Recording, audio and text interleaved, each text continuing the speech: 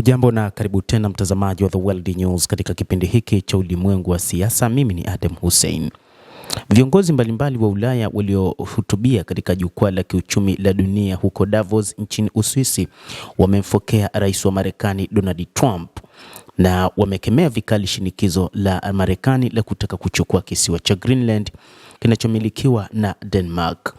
Uwepo wa Trump mjini Davos unatajwa na wachambuzi kuwa ni onesho la kutunishiana misuli kati yake na viongozi wa Ulaya, wakati tishio lake la kukitoa kisiwa cha Greenland likiendelea kugawa muungano wa kijadi wa bahari Atlantic vipande vipande. Na kwenda kwenye eneo zuri sana nchini Uswisi ambako nina hakika na ngojewa kwa hamu kubwa. Nadhani tutafanikiwa jambo huko ambapo NATO itafurahia na sisi tutafurahia sana. Ngoja uone kitakachofanyika kuhusiana na Greenland, alisema rais huyo wa Marekani muda mfupi kabla ya kuondoka ikulu ya White House kuelekea Davos siku ya Jumanne ya Januari 20. Hotuba ya Trump kwenye jukwaa hilo la kilimwengu ilitazamiwa kutolewa saa 2:30 kwa majira ya Ulaya ya kati, na baada ya hapo alisema angelikuwa na vikao kadhaa vya pembezoni juu ya kadhia ya Greenland.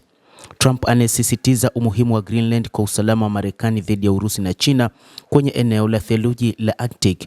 Amesema ameifanyia mengi NATO kuliko mtu mwingine yeyote na kwamba ni wakati wa washirika wa NATO kusaidia Marekani katika suala hilo. Hata hivyo, Ulaya imefoka sana juu ya mpango huo wa Trump. Huko Davos kwenyewe, viongozi mbalimbali wa Ulaya wamekuwa wakitoa kauli kali dhidi ya kitisho cha Trump kuitoa Greenland, kisiwa ambacho kisiasa na kijamii ni sehemu ya Denmark, licha ya kuwa kwake kijiografia ndani ya Amerika ya Kaskazini. Rais Gitanas Nauseda alisema kwamba Marekani kuchukua hatua kama hiyo dhidi ya mwanachama mwenzake wa muungano wa kijeshi wa NATO ni sawa na kuua muungano huo.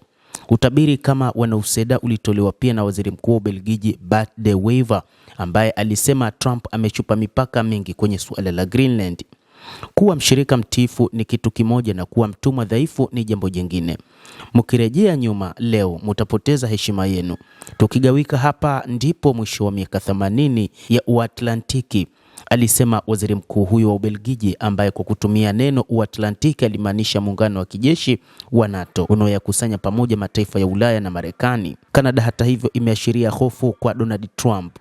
Si viongozi wa Ulaya pekee waliopaza sauti zao pingana na sera za Marekani kwanza zinazopigiwa chapuo na rais Donald Trump.